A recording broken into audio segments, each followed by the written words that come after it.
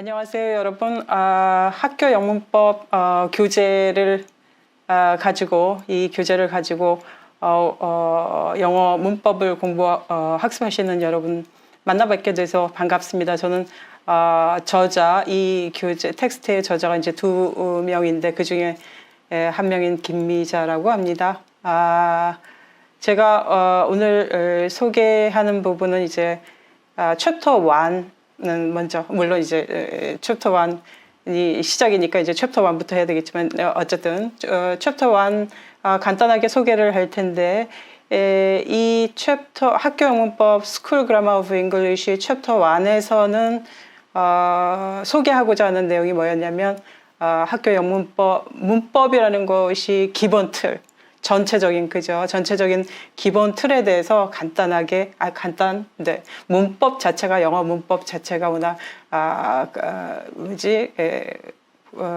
범위가 넓다 보니까 그렇게 이제 말로는 제가 간단하게라고는 얘기해놓고 이제 간단하지는 않게 설명을 아마 간단하게 드리겠습니다. 그래서 전체적인 문법을 어떻게 이 전체 텍스트에서 어떻게 영어 문법을 기술하는가에 관련된 내용을 챕터 1에서 개요로, 오버뷰로 여러분들에게 소개를 하도록 그렇게 기획이 되어 있습니다. 오케이. 그래서 이 교재는 이제 학교 영문법입니다. 학교 영문법이라는 것은 이제 영어 영문학과를 전공하신 분들은 커리큘럼 상에서 한 과목으로 지정이 되어 있고, 심지어는 영어를 전공하시는 분들이 그 4학년을 졸업하고 그 영어 전공을 지식으로 바탕으로 어떤 잡을 잡고자 할 때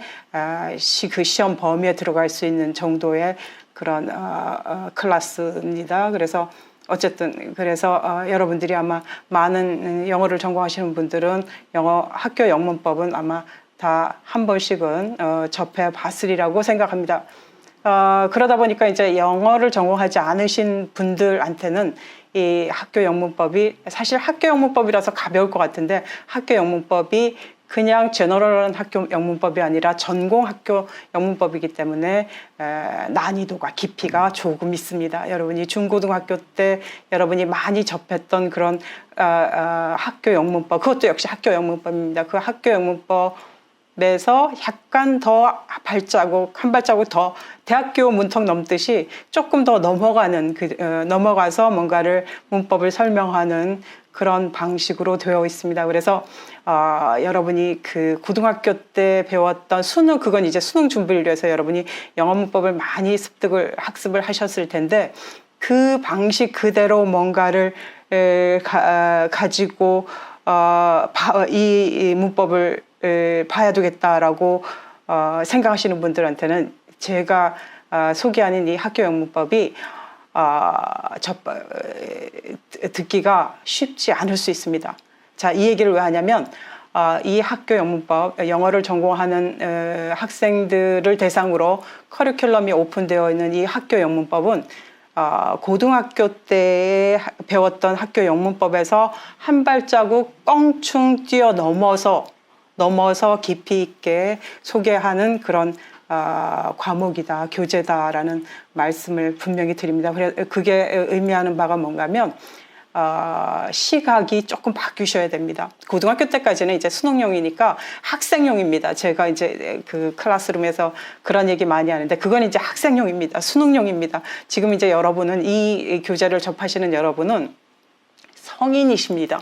그러니까 성인 시각에서 바라보는 영어 문법, 그 시각으로 이 텍스트를 가지고 공부할 수 있는 여러분이 되셔야 되는 게 이 학교 영문법 이 강좌의 목표입니다.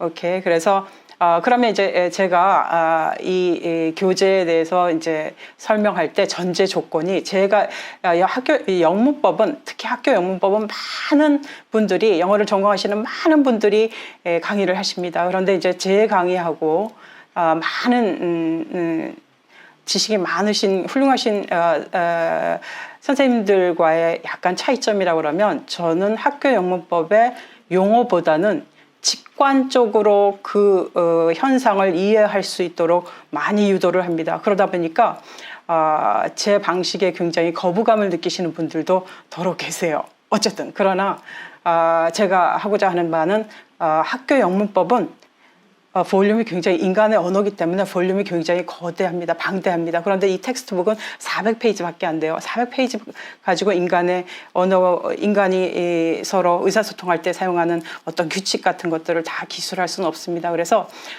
우리가 많은 영어를 접할 때 이 400페이지에 나와 있지 않은 많은 문장들을 접하게 됩니다. 그 문장들을 접할 때 응용력 있게 써먹을 수 있도록 제가 그 방향으로 그 목표, 그 기준을 가지고 이 텍스트를 설명하려고 많이 노력을 하는 게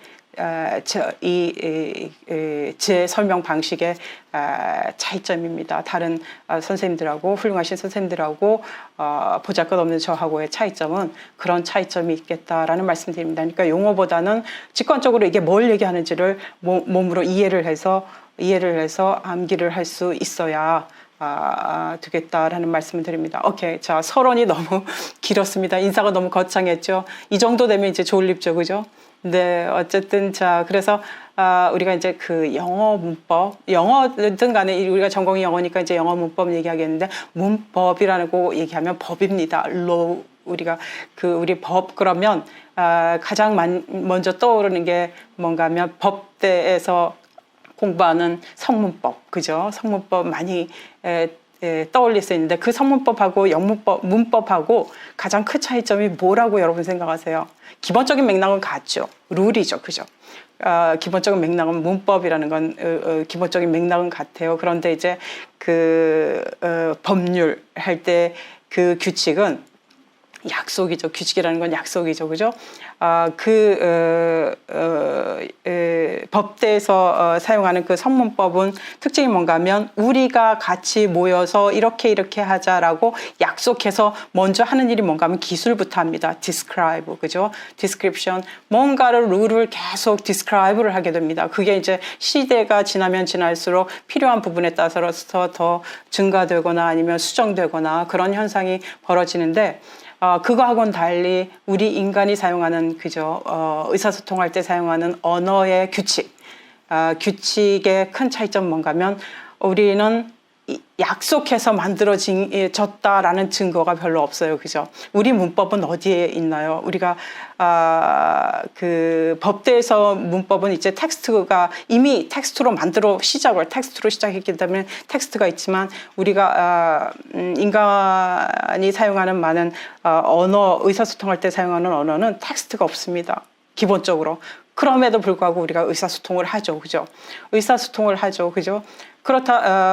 그러면 어디에 있느냐? 보이지 않는, 그죠? invisible이라는 이야기를 우리가 하게 되는데, 우리 언어에 대한 지식이 분명히 있어요. 그죠? 그래서 서로 이제 소통을 하는데 그 지식이 어떤 형태로 되어 있냐면 머릿속에, 그죠? 우리 머릿속에 머릿속에 내장돼 있어요. 그죠? 내장되어 있어서 우리가, 내장된 상태로 이제 태어났다고들 전문가들이 많이 말씀하세요.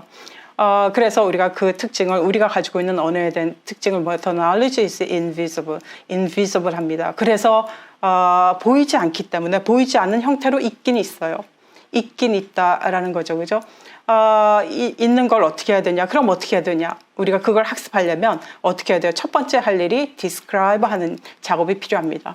자, 일반 법대에서 사용하는 법하고 다른 점이 그런 점이라고 얘기할 수 있죠. 어쨌든 그래서 우리가 언어에 대한 지식은 invisible 하기 때문에 우리가 describe 해야 되는데 전통적으로 문법을 describe 하는 방법 describe 해야 될 텐데 이제 describe 할 때는 여러 가지 목적이 있을 수 있죠. 하나는 기본적으로 이제 우리가 문법을 describe 하는 방법에 크게 이제 여러 가지 방법이 많을 수는 있습니다. 그런데 적어도 두 가지 큰 흐름이 있다라고들 얘기를 합니다. 하나는 뭔가 하면 prescriptive approach 이 방법을 써서 prescriptive grammar라는 건데 규범 문법이라는 게 있습니다. 이거 규범 문법. 그다음 또 하나는 descriptive approach를 이용해서 descriptive grammar라고 얘기하는 두 가지 문법을, 그죠? 우리 문법을, 우리 언어 규칙을 기술하는 방식입니다. 이 기술하는 방식은 이것 말고도 더 많이 있을 수 있는데 그 더 많이 있을 수 있는 용도가 왜 있겠어요? 그 용도가 사용하는 목적이 달라서 그렇습니다. 그죠? 전통적으로 영어 언어를 자신의 언어 말고 그 다른 나라 외국어를 학습할 때 제일 먼저 어떻게 학습을 우리가 이제 그 규칙이 필요한 네, 먼저 방식은 뭔가면 외국어 습득입니다. 그죠? 외국어를 더 많이 여러 개의 언어를 알면 알수록 어떤 그 권위의식이라든가 뭐 여러 가지, 그죠? 우리가 뽐낼 수 있는 그런 툴이 됐었는데, 그래서 이제 다른 외국어를 공부하다 보니까 그 외국어가 어떤 방식으로 이루어져 있다라는 것을 기술해 놓은 이 언어는 이러이러한 방식이다, 그죠? 라고 기술해 놓은 거를 빨리 외워서 습득하는 방식이 오래전부터 있었죠, 그죠?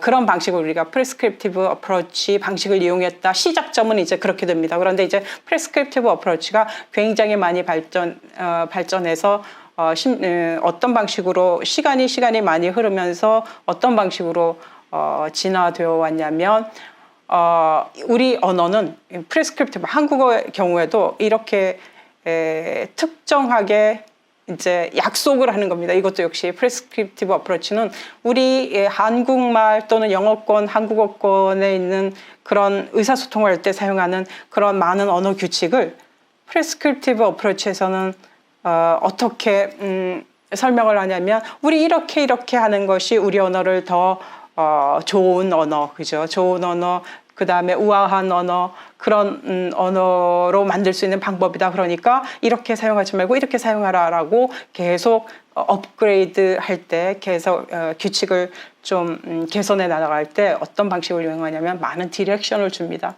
그렇죠? 그래서 이렇게 해라, 이렇게 해라, 이렇게 해라라고 디렉션을 많이 주는 방식. 그죠? 그걸 우리가 prescriptive approach, 그런 방식으로 기술해 놓은 문법을 prescriptive grammar, 규범 문법이다라고 얘기합니다. 우리가 지금 이번 이 텍스트에서 하는 어프로치 방식이 prescriptive approach입니다. 그 규범 문법입니다. 학교용 문법은 규범 문법입니다.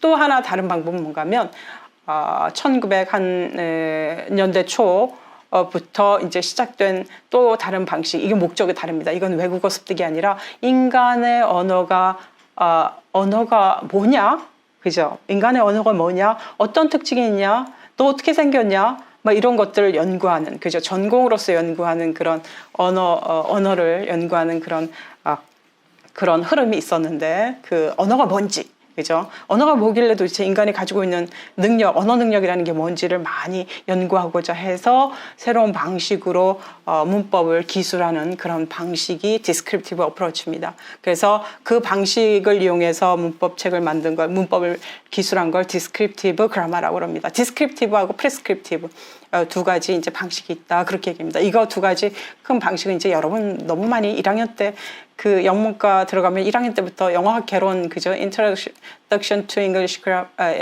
Linguistics 시간에 들어가자마자 이거 배워서 귀에 떡지가 앉았을 겁니다, 그죠?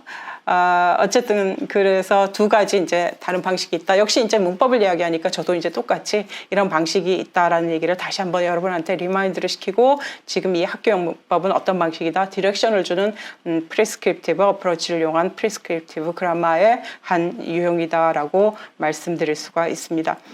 descriptive grammar는 descriptive라는 건 무슨 뜻인가 하면 어떤 문법 규칙을 뭔가 표현하는 방식, 디스크라이브 할 때 그냥 단순히 라이팅 하지 말고 어떤, 그죠? 다른 툴을 이용해서 어떤 정보를 주는 방식이 약간 다른 그런 그라마 형태가 되겠습니다. 어쨌든 그건 이제 이 그라마는 디스크립티브 어프로치가 아니니까 더 자세히는 말씀을 드리지 않겠습니다. 그래서 어쨌든 두 가지가 방식이 있는데 우리 이 학교 영문법은 프레스크립티브 어프로치를 이용한 규범 문법이다라는 말씀드리고, 두 가지의 가장 큰 차이점, 왜 구분하느냐, 두 가지의 가장 큰 차이점 뭔가 하면 우리가 문법적이다, 어떤 문장이 문법적이다라는 기준이 약간 다릅니다.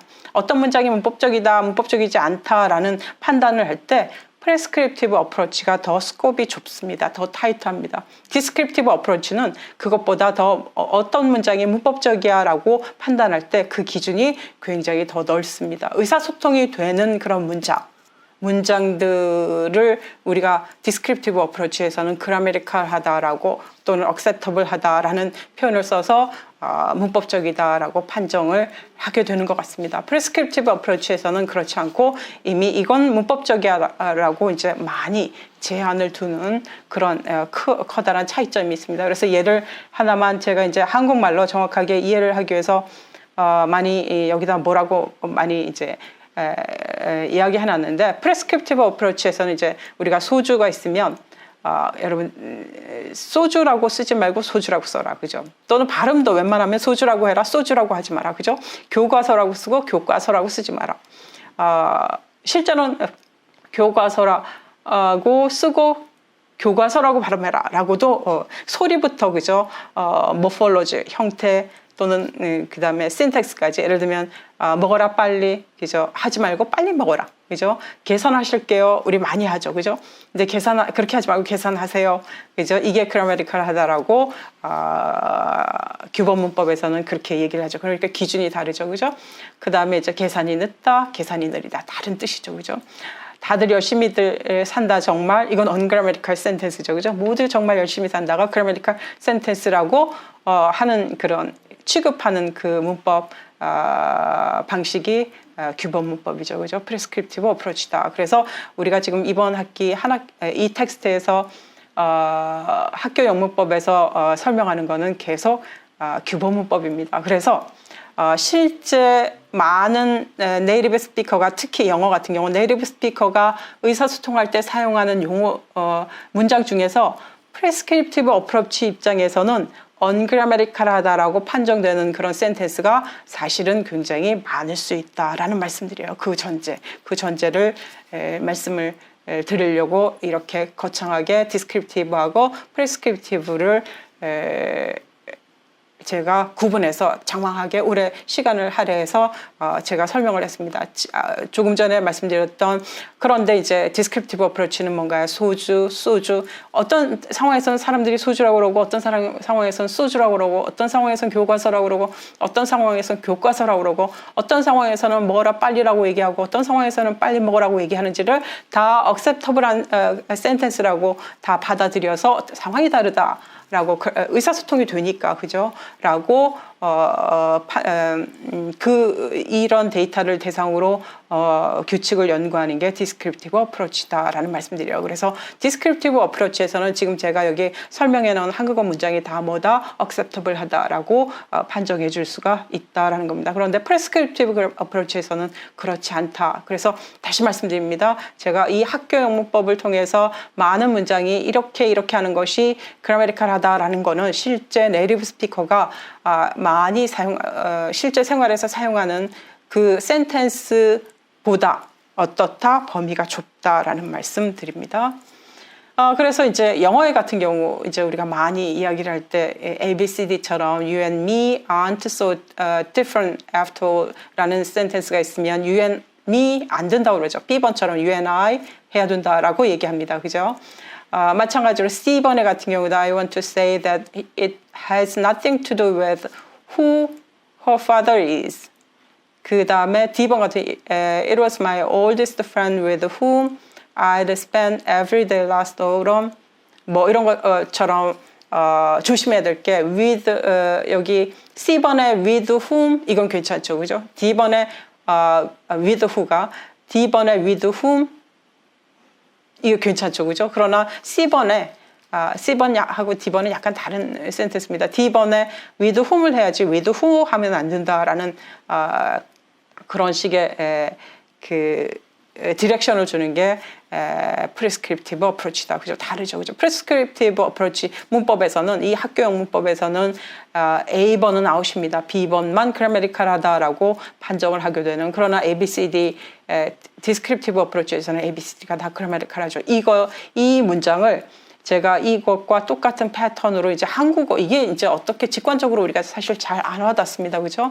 그래서 직관적으로 조금 와 닿을 수 있도록 제가 A번부터 A, B, C, D, E, F 한국어의 경우를 이제 비교를 해놨어요. 이게 보면 A, B, C, D 보면 다 케이스 문제 가지고 이제 어떤 것이 그래머리컬하다, 그래머리컬하지 않다라는 판정을 하게 되는데 한국어로 제가 변환을 해서 여러분한테 직관적으로 이제 조금 느끼시라고 마련한 데이터 A, B를 한번 볼까요? 경희가 수학을 공부를 하였다. B번에 경희가 수학 공부를 하였다. 그러면 여러분이 제가 이 문장을 줬을 때 여러분 지금 한번 생각해 보시길 바랍니다. A번이 그래머리컬 합니까? B번이 그래머리컬 합니까? 여러분은 이제 수능까지 학습이 잘 돼 있고 이제 토익이나 토플 공부를 열심히 하신 분들이라면 B번만 그래머리컬하고 A번은 아니라고 말씀하세요. 그렇죠? 이게 규범 문법입니다.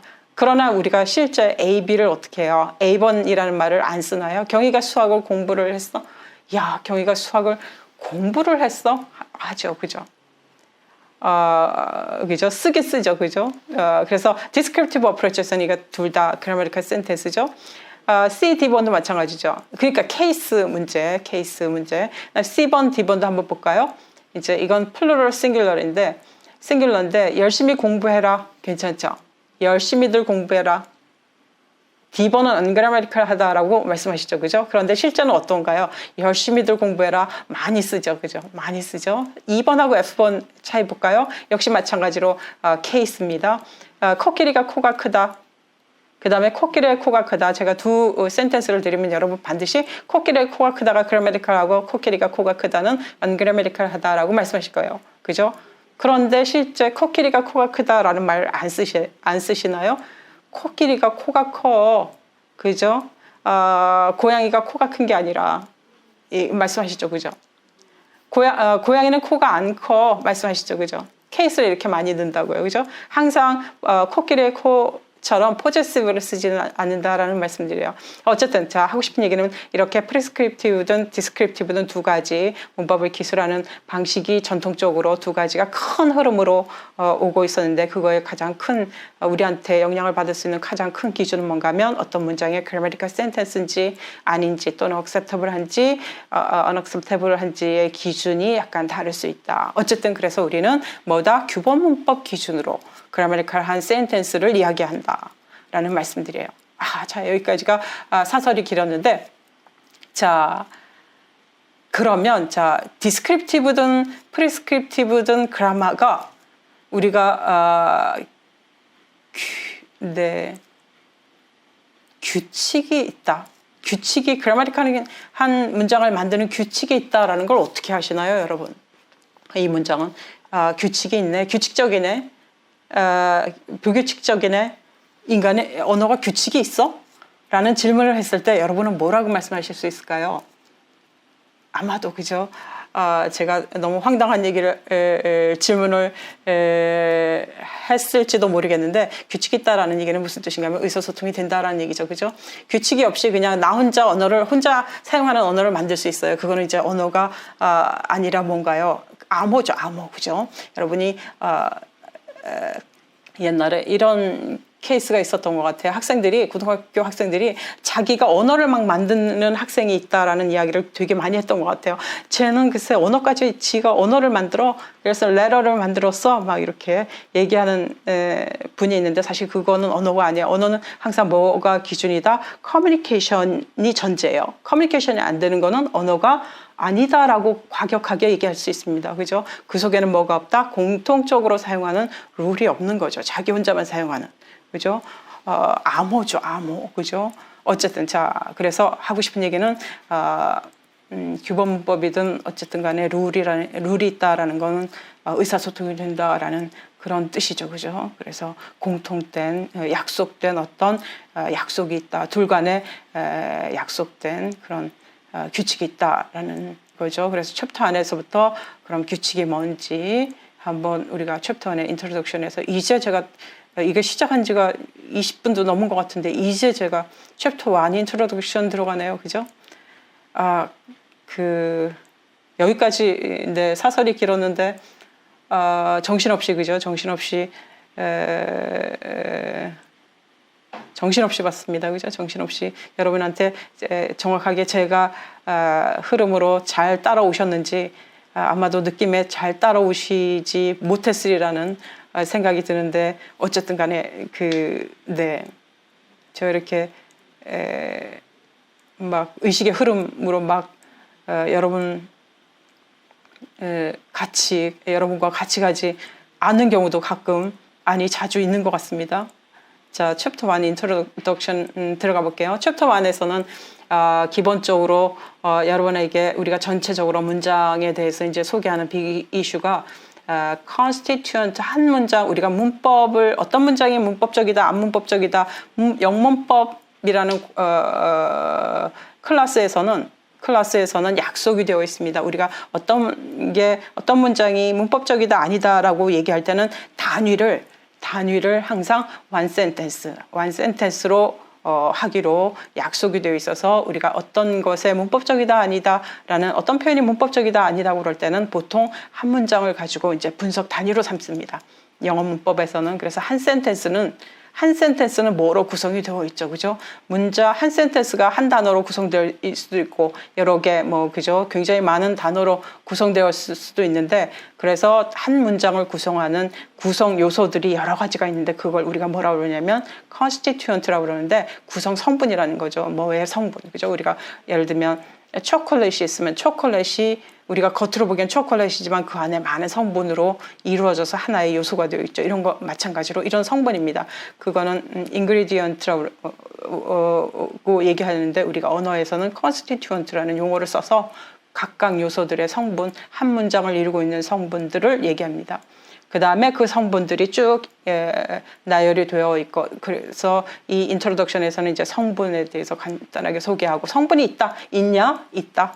그 다음에 그 성분에 대해 있다라는 게 이제 우리가 프루프가 되면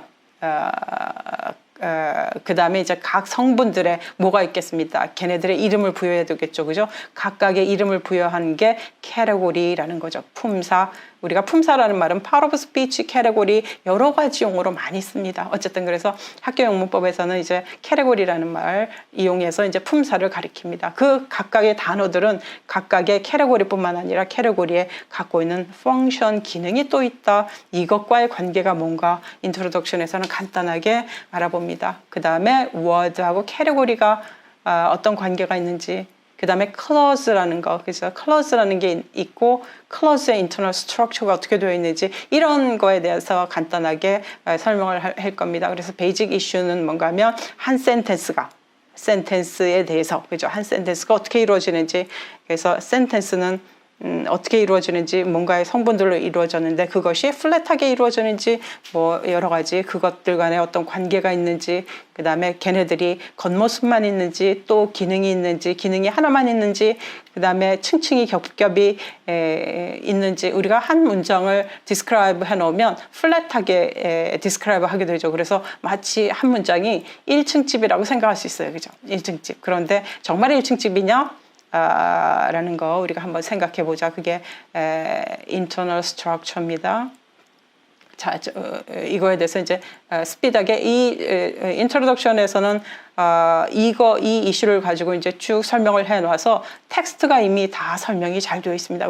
그래서 제가 여기에서 설명할 것은 세부적인 거는 이제 여러분이 텍스트가 자세히 설명되어 있어서 그걸 이용하시리라고 제가 생각이 들고 저는 이제 여러분이 직관적으로 이해할 수 있도록 많은 부분을 빨리빨리 스킵하도록 그죠? 스킵하는 부분도 있겠습니다.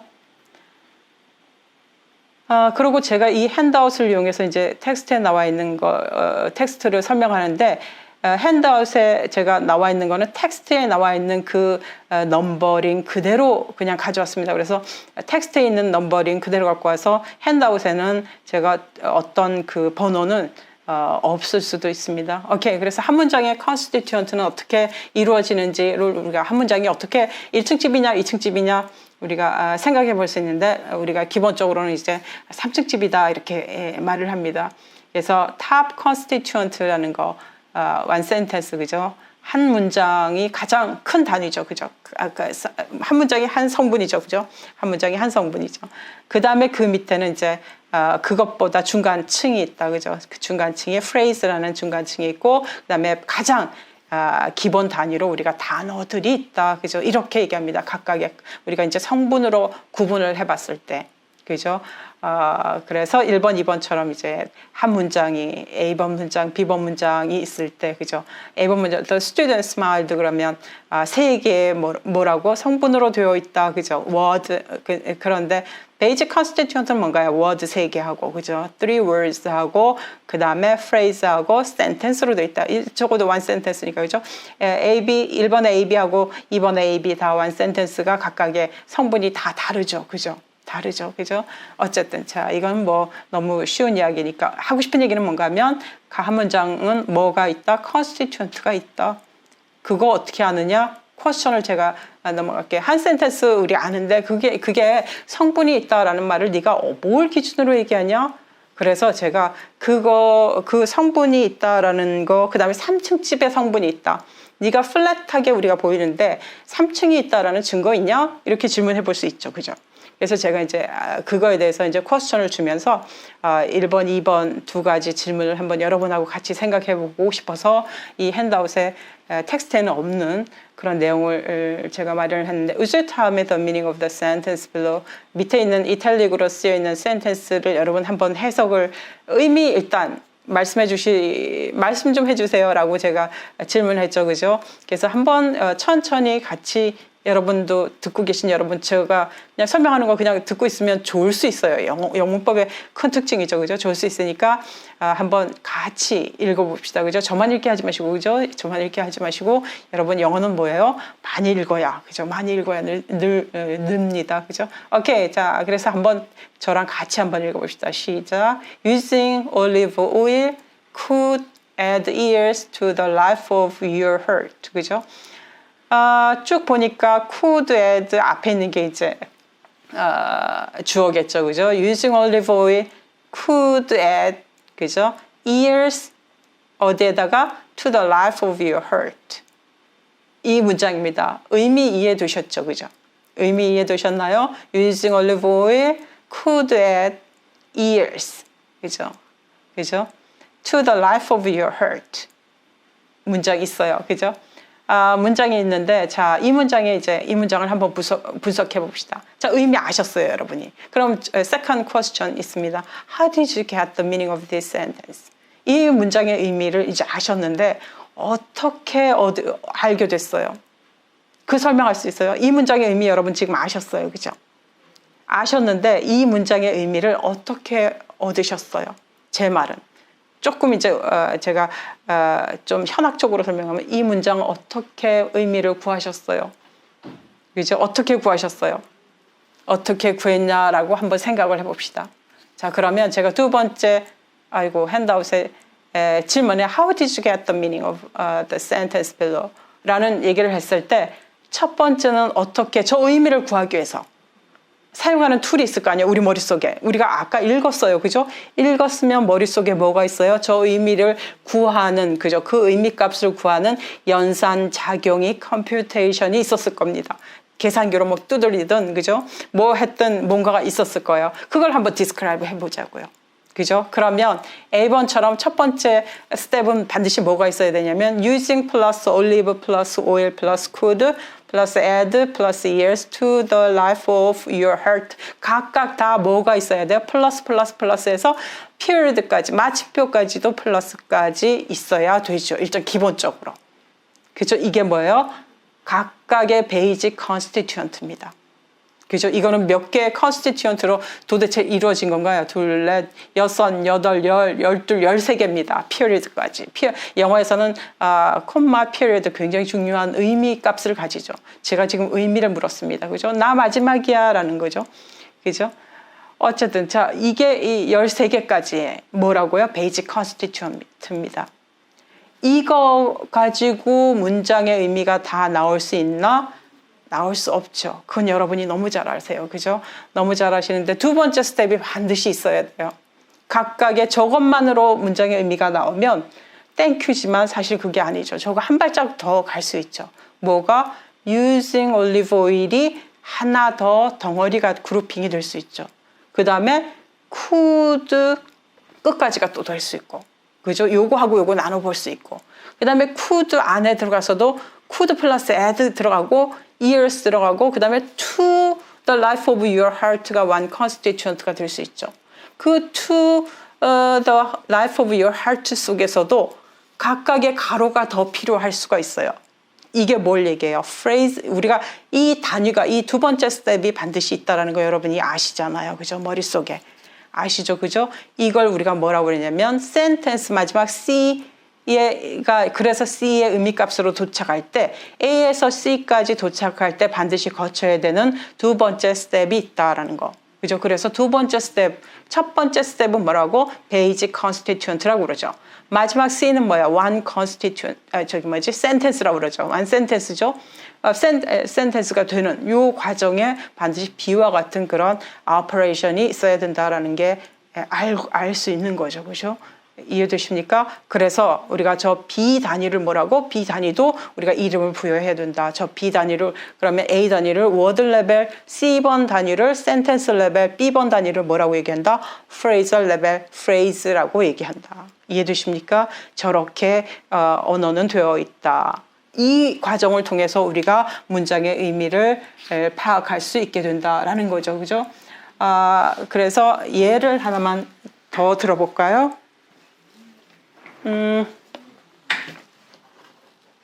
예를 들면 John hid the picture in the drawer 라는 피어리트까지 문장이 있습니다. 그죠? 문장이 있습니다. 여러분 이거 의미값을 한번 같이 생각해 볼까요? John hid the picture in the drawer. 의미 다 파악이 되셨죠, 그죠? How did you get the meaning of the sentence on blackboard?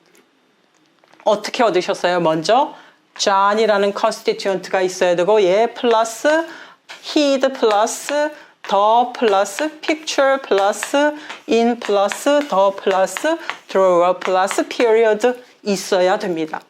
이게 워드 레벨이죠. 이거 더하기를 해야 이 전체의 의미가, 이 센텐스의 의미가 나오죠. 이 더하기를 하지 않고 이 센텐스의 의미를 전혀 얻을 수가 없죠. 그죠? 이건 제가 확실하죠. 그래서 우리가 요 단위를 뭐라고 하냐면 워드 레벨이다. 그죠? 베이직 컨스티튜언트다. 이 문장은 적어도 베이직 컨스티튜언트가 하나, 둘, 셋, 넷, 다섯, 여섯, 일곱, 여덟 개가 로 이루어져 있다. 제가 이제 우리가 요거는 많이 이제 생략을 하는데 워드만 얘기를 합시다. 그죠? 요거, 그죠? 8개, 둘, 넷, 여섯, 7개 컨스티튜언트 이런 거 조금 뺍시다. 그죠? 7개, 적어도 7개 컨스티튜언트로 되어 있다. 이게 더하기가 다 얘네 의미가 이 센텐스 속에 다 담아 있다. 이걸 우리가 뭐라고 하냐면 컴포지셔널 하다라고 얘기합니다. 여러분 많이 배우셨죠? 그죠? 컴포지셔널 하다. 컴포지셔널 하다라는 얘기는 뭔가 하면 쟤네 의미가 다 결합돼서 더하기가 저 속에 다 묻어남아 있다 그런 뜻이죠. 그죠? 자, 그러면 우리가 요 완센텐스의 의미를 얻는 게 아니라 두 번째 레벨이 하나 더 있죠. John 있고 hide 있고 그 다음에 더 picture가 먼저 더하기를 해야 되죠. 그죠? 그 다음에 뭐예요? 더 draw가 있고 그 다음에 in the draw가 있다라는 걸 알 수 있죠. 오케이? 자, 그런데 John hid the picture in the drawer는 문장의 의미가 how many?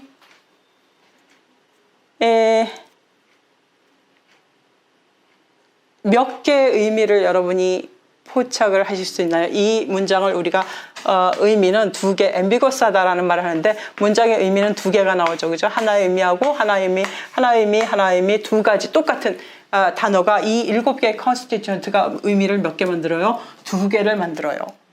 자, 이 의미가 두 개를 만든다라는 얘기는 무슨 뜻이다? 하나하나 더하기만 해서는 두 개의 의미가 안 나오죠. 그죠? 워드 레벨에서 하나하나 더하기를 해서 나오면 의미 하나만 나와야 되는데 이 문장은 의미가 두 개 나온다라는 얘기는 어디에서 다른 그런 프로세스가 있어서 두 개가 나온다라고 분명히 얘기를 해야 되는 거죠. 그죠? 그래서 요렇게 John hid the picture in the drawer 라는 요 프레이즈, 두 번째 스텝의 프레이즈 단위가 분명히 하나의 의미를 요렇게, 그죠? 두 번째 컴포지션을 할 때 스텝이 첫 번째 스텝 두 번째 스텝은 프레이즈 단위에서, 그죠? 프레이즈 단위에서 다른 방식의 결합 방식이 있어서 이거는 두 가지 그런 의미가 나오죠. 두 번째 스텝에서는 역시 마찬가지로 John 있고 he the 있고 그 다음에 뭐가 있어야 되나요? The picture in the drawer가 어떻게 된다? 요게 한 constituent로 묶이는 스텝이 하나 더 있으면 뭐가 된다? John hid the picture만 나올 수 있죠. 그런 픽처는 어디에 있던 거예요? 드로워에 있던 거죠. 이해되시나요? 또 하나는, 그죠? 그래서 자, 요거 의미 하나, 그 다음에 요 레벨에, 그죠? 요 프레이즈, 요 컴퓨테이션, 그죠? 요 의미 하나, 그죠? 컴포지셔널한 방법이 두 가지 방법이 있다. 그죠? 두 가지 방법이 있어서 전체 문장의 의미가 두 가지가 된다라는 얘기는 무슨 뜻인가 하면 프레이즈 단위에서 결합할 때 방식이 다르면 이 문장은 의미가 두 개 나온다라는 이야기를 할 수 있죠. 이게 가지는 의미가 뭔가 하면 워드 레벨만 가지고는 뭐다? 레벨만 분석해서는 이 문장의 의미를 우리가 다 의사소통할 때 사용하는 그런 센텐스의 의미를 포착해내지 못한다. 그죠? 두 가지 방식이 있다. 똑같은 문장으로 우리가 스피킹 할 때 John hid the picture in the drawer라고 얘기를 했는데 의미는 뭐다? 두 가지 상황에서 다른 의미로 사용할 수 있다. 그거는 라는 얘기는 뭔가 하면 규칙이 다르다라는 거죠. 그 규칙이 두 가지 다른 규칙이 있을 수 있다. 그 규칙은 어디에서 차이 있다? 워드 레벨에서 차이 나는 것이 아니라 센텐스 레벨에서 차이 나는 것이 아니라 어디에서 차이 난다? 프레이즈 중간 단계에서 차이가 있어서 반드시 두 개의 의미가 나온다라고 얘기할 수가 있는 거죠. 그죠? 그래서 우리가 뭐다? 한 문장은 뭐 단위, 워드 레벨 단위가 있고 프레이즈 단위가 굉장히 중요하구나. 그래서 센텐스로 도출되기까지, 그죠? 센텐스로 한 문장에 그래머리칼 한 문장, 그래머리칼 하다라는 얘기는 이제 어떤 특정한 폼하고 어울리는, 그죠? 미닝이 매치가 잘 되어 있을 때 우리가 어떤 센텐스가 그래머리칼 하다라고 얘기할 수 있는데, 자, 요 과정에서 요 폼이 미닝을 잘 더하기를 잘 하는 그 과정에서 프레이즈 단위가 굉장히 중요한 역할을 한다. 물론 워드도 중요한 역할을 하지만 기본 베이직이죠. 그죠? 프레이즈 단위도 굉장히 중요한 역할을 한다. 이 얘기를 제가 왜 말씀드리냐면, 그래서 우리가 이런 프로세스가 있다라는 걸 직관적으로 이해하시라라는 말씀을 드리면서, 그래서 그러면 워드 레벨에 있는 그 컨스티튜언트 각각을 우리가 뭐 해줘야 돼요? 얘에 들어갈 수 있는 요 컨스티튜언트에 대한 뭘 해줘요? 네이밍을 해줘야 되죠. 얘네들의 공통된 특징을 클래시파잉해서 네이밍을 해주는 요 네이밍이 뭐예요? 캐테고리라는 거죠. 그죠? 캐테고리. 품사라는 거죠. 품사라는 거, 그죠? 품사라는 거고, 그 다음에 프레이즈 단위에서도 역시 뭘 해줘야 돼요? 요 단위, 그죠? 또는 요 단위, 이렇게 프레이즈 단위에서도 역시 우리가 마찬가지로 뭐 해줘야 돼요? 분류를 해줘야죠, 그죠? 캐테고라이즈, 그죠? 캐테고리를 만들어야 되죠. 그죠? 그래서 요 캐테고리를 뭐라 하냐면 워드 캐테고리, 그죠? 렉시칼 캐테고리 이렇게 얘기하고, 요 캐테고리를 뭐라고 얘기하냐면 프레이저 캐테고리, 그죠? 그래서 우리 뒤에 제가 이제 설명을 한꺼번에 다 하고 있는데, 렉시칼 캐테고리, 우리가 품사, 영어에서 품사 얘기할 때는 적어도 이 텍스트에서는 지금 이제 간단하게 인트로덕션 부분에서는 8개를 얘기하고 있는데, 적어도, 그죠? 적어도 앨리스트 8개 이상의, 그죠? 문법 학자에 따라서 굉장히 다양하게 많은 그런 캐테고리가 많은 건 좋은 거 아니죠, 그죠? 우리가 작을수록 더 좋은 거죠, 뭐 기억하기가. 그런데 어쨌든 더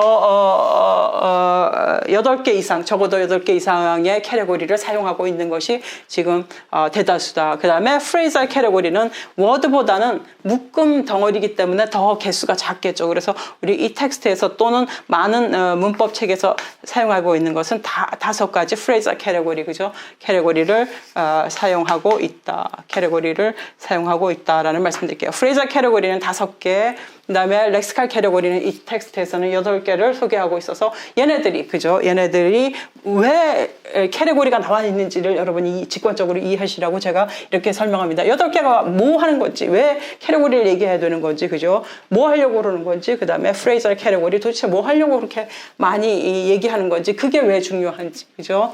자, 얘네들이 프레이저 캐테고리든 렉시칼 캐테고리든 다 뭐예요? 폼이 있기 때문에 그 폼이 딱 형성이 되면 이런 폼입니다. 그죠? 이렇게 결합, 더하기 한 거. 이거 더하기 한 겁니다. 이런 더하기, 가로치기 이렇게 하는 것들. 이런 연산작용이 있는 거는 반드시 뭐가 달라져요? 미닝이 달라진다. 이거 굉장히 중요한 이야기입니다. 우리가 텍스트에서, 이 텍스트에서 굉장히 강조하고 싶은 내용이 그겁니다. 그래서 어쨌든 캐테고리가 8개 이상이 되는데, 자, 그러면 얘네들의 기능과 형태와 위치나 뭐 이런 거에 따라서 얘네들을 캐테고라이즈, 분류해야 될 때, 분류할 때 뭐가 필요해요? 기준이 필요하죠. 크라이테리언, 그죠? 기준이 필요한데 적어도 기준이 몇 개다? 3가지 기준을 가지고 이제 적어도 3가지입니다. 적어도. 근데 이 3가지 기준을 다 하면 다 우리가 얘네들의 캐테고리 8개 중에서 어디 들어갈 수 있더라고 다 말할 수 있는 건 사실 아니에요. 이 3가지 기준도 사실 모자라긴 하는데 그래도 많이 사용하고 있는 게 3가지 기준입니다. 그죠? 여기 이제 제가 조금 이따 말씀드리겠는데 이제 인플렉션이라는 거 어미 변화죠. 그죠? 인플렉션이라는 거는 어떤 인플렉션에 자기가 플로럴 만들 때 S나 또는 S나 ES를 쓰면 나는 캐테고리를 뭐다 집어넣어? 나운이라고 얘기하자. 우리는 약속입니다. 여기서부터는 문법이니까. 그죠? 그 다음에 인플렉션에 ED를 집어넣을 수 있는 단어들, 이런 거는 뭐라고 얘기해주자? verb라고 얘기해주자. 그죠? verb라는 이름을 칭하자. 우리가 언어 현상에서 플로럴일 때 S나 ES를 치는 단어들이 있네?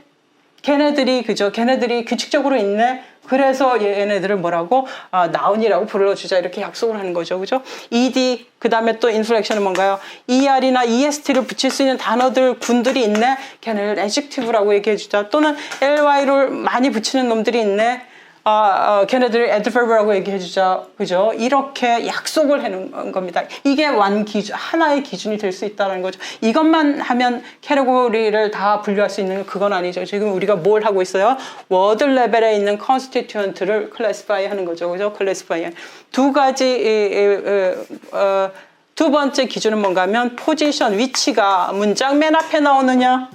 그죠? subject 자리에 나올 수 있느냐? subject 자리에 나올 수 있는 놈은 대다수가 누구다? noun이다. 그 다음에 subject 나왔으면 그 다음 자리에 주로 나오는 애들이 누구다? verb다. action을 나타내는 verb다. 그죠? 이런 위치에 따라서 또 위치나 또는 우리 조금 더 어려운 용어로 얘기하면 distribution 이렇게 얘기합니다. 그죠? 어느 분포가 어디에 있느냐? 그 다음에 세 번째는 이제 의미가, 그죠? 의미가 뭐냐에 따라서, 그죠? 예를 들면 어떤 개체를 가리키는지 아니면 액션을 가리키는지, 그죠? 이런 거에 따라서 우리가 걔를 명사라고 얘기해주자, 액션 나타내면 verb라고 얘기해주자, 이런 식의 그런 기준, 3가지 기준을 가지고 우리가 이 렉시칼, 워드 레벨에 있는 단어들을 클래시파이 해놓은 게 뭐다? 렉시칼 캐테고리다. 이해되시죠? 그 중에서, 자, 캐테고리 중에서 5개, 그죠? noun, NP, VP, verb, adjective phrase, 그 다음에 adverb phrase, 그 다음에 prepositional phrase, 5가지 캐테고리를 우리가 뭐라고? phrasal 캐테고리다라고 우리가 분류를 해서 사용하고 있다. 문법 설명할 때 사용하는 기본적인 베이직 툴이다라는 말씀. 이게 이제 챕터 1에서 그걸 다 하고 있습니다. 그래서 여러분 이제 다시 핸드아웃으로 가면 제가 이제 어떻게 how did you get the meaning of the sentence below라는 퀘스천에 대답을 하면서 다 해버렸어요. 그죠? 오케이. 그래서 어쨌든 핸드아웃으로 가봅시다. 그래서 한 문장에 이제 그 다음 이제 센텐스 레벨에서는 클로즈 타입 간단하게 설명했는데 한 클로즈는 자 센텐스는 이 센텐스 레벨에 있다라는 걸 얘기했는데 센텐스 레벨에 가보니까 어떤 현상이 벌어지냐면 우리가 센텐스 레벨로 가면 어떤 현상이 벌어지냐면 액션이 있으면 센텐스 레벨에 도착하는 것 같아요. 그죠? 그런데 어떤 경우에는 액션이 한 센텐스에 2개 있거나 3개 있거나 뭐 이런 현상이 많이 벌어지죠. 그죠? 주어 동사만 있으면 우리가 클로즈라고 얘기를 하는데 주어 동사가 있다라는 얘기는 동작이 있다라고 이제 제가 처음에 말씀드렸는데 동작이 있다라는 말 자체 하나가 무슨 뜻이에요? 동작은 누가 해요? 명사가 하잖아요. 주어가 하잖아요. 그죠? 그러니까 이제 제가 동작이 있으면 클로즈다라고 얘기했으면 여러분이 반감이 확 들어올 겁니다. 그죠? 뭔 소리야? 쟤 뭔 소리 하냐? 주어하고 동사 있는 게 클로즈지, 그죠? 그렇게 근데 같은 얘기입니다. 왜냐면 동작이 있다라는 얘기는 누가 동작을 해야 명사가니까 동작은 있는데 명사가 없다? 말이 안 돼요. 그건 귀신입니다, 그죠? 여러분 귀신 보신 겁니다. 자, 귀신 얘기하는 게 아니라 우리는 문장 얘기해야 되니까 사실 액션이 있다라는 얘기, 액션을 봤다라는 얘기는 명사를 봤다라는 얘기. 그러니까 실제로 액션을 봤는데. 명사를 describe 하지 않을 때도 있어요. 그죠? run, 그죠? 어쨌든, 자, you run이라는 얘기죠. 그죠? 그래서 어쨌든, 그래서 명사는 표현하지 않을 뿐이지 반드시 있다라는 의미로 그럴 때 우리가 close라는 그것까지도 포함해서 close라고 얘기할 수 있어서 제가 이제 간편하게 그렇게 close라는 얘기를 했습니다. 그래서 한 문장은 어떤 경우는 액션이 하나 이상 있을 수 있으니까 more than one action 있을 수 있으니까 우리가 그 단위를 인식을 해서 phrase하고 프레이즈에서는 액션이 반드시 들어가 있을 필요는 없죠. 그죠? 그래서 프레이즈하고 센텐스 사이에도 뭔가가 하나가 더 있다. 그게 클로즈다라고 이름을 붙여준 겁니다. 그죠?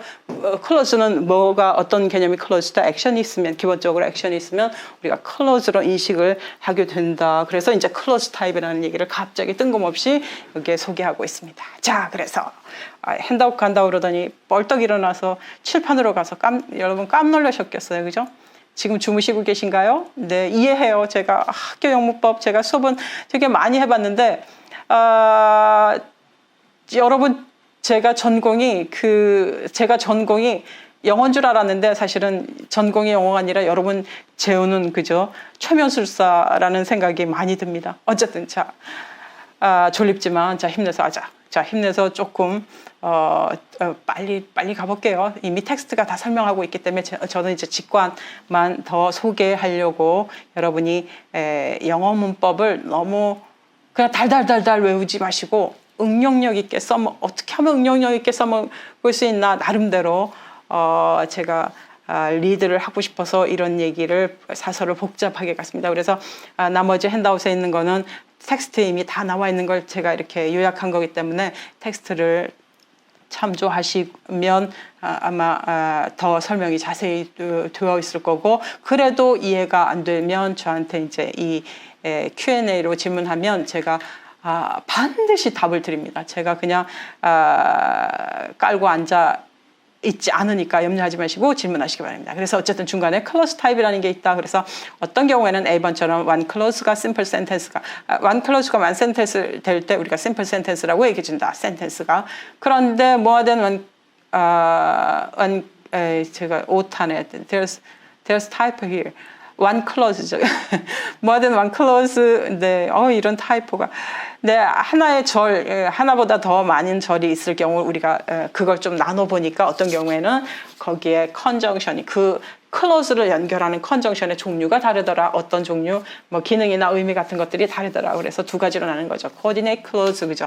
and, but, or, 뭐 이런 등위 접속사로 연결된 거, 이런 거를 우리가 compound sentence, 그죠? 그 다음에 두 번째는 subordinate clause, coordinate 빨리 가야 되니까 제가 말을 더듬네요. coordinate clause의 경우에는 둘이가 이제 결합되어 있는 거죠. 그죠? 서로 결합되어 있어서 서로를 해치지 않아요. 그죠? 서로를 그 레벨이 나도 센텐스 너도 센텐스 클로즈 그죠? 이걸 그냥 결합시켜 놓은 거기 때문에 우리가 그냥 합했다 그래서 컴파운드입니다. 근데 두 번째는 서버디네이트 클로즈 같은 경우는 내가 들어가서 두 번째 나와 있는 또는 첫 번째 나와 있는 클로즈의 뭐를 펑션을 다르게 해주는 거 그죠? 이런 거를 이제 서버디네이트 클로즈라고 얘기를 해주는데 이걸 이래서 그 문장이 어떻다? 컴플렉스하게 복잡하게 된다. 주종 관계가 확 형성이 되니까 복잡하다 그래서 컴플렉스 센텐스.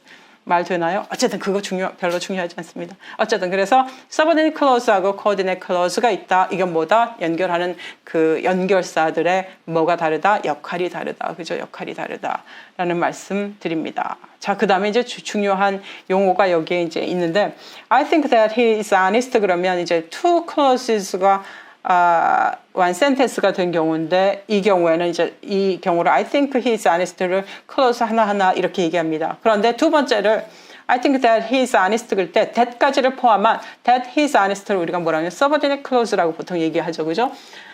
그러면 앞에 부분을 뭐라고 I think를 뭐라고 그래요? main clause라고 얘기하죠. 그죠? 자, 이해되십니까? 용어 여기서 나옵니다. 이게 용어가 하도 많이 나오니까 많이 나오는데 사람들이 많이 무시해요. 그래서 많은 사람들이 이 용어를 굉장히 혼용해서 쓰고 있는데 혼용해서 쓰면 우리가 그 용어를 만든 의도가 훼손되니까 그죠? 우리가 이 텍스트를 통해서 여러분이 좀 용어를 바르게 쓰는 게 더 적합한 것 같아서 여기 소개를 해놨습니다. 그 다음에 I think는 이제 main clause죠. I think는 main clause, that he is honest는 subordinate clause. subordinate clause는 subordinator 그죠? 접속사가 subordinate conjunction이 들어가 있는 절. 오케이. 자, 그 다음에 그러면 그 전체. 그죠? 전체를 뭐라고 해요? I think that he is honest를 우리가 뭐라고 해죠? matrix clause다. 그죠? 이렇게 얘기해요. matrix clause가 뭐예요? complex sentence죠. 오케이? 이런 용어를 이용해서 우리가 쓴다. 그래서 많은 분들이 matrix clause하고 main clause를 헷갈리세요. 그래서 그래서 matrix clause라고 그랬는데 많은 사람들이 main clause라고 헷갈리세요. 이런 용어가 이렇게 구분이 되어 있다라는 소개를 말씀드릴게요. 자, 그 다음 두 번째는 category 있으면 category에는 반드시 뭐가 있다? function이 있다라는 말씀드려요. 자, function이 있다. 그래서 function category가 어떤 경우에는 예를 들면 어떤 경우에는 어떤 category에 나오는 항상 기능이 주어든 목적어든 이게 펑션이거든요. grammatical function인데 주어든 목적어든 같으냐, 그죠? 펑션이 grammatical function, semantic function 여러 가지가 있을 수 있겠지만 어쨌든 같으냐, 가끔은 이제 다를 때가 있다라는 얘기를 여기서 소개하고 있죠, 그죠?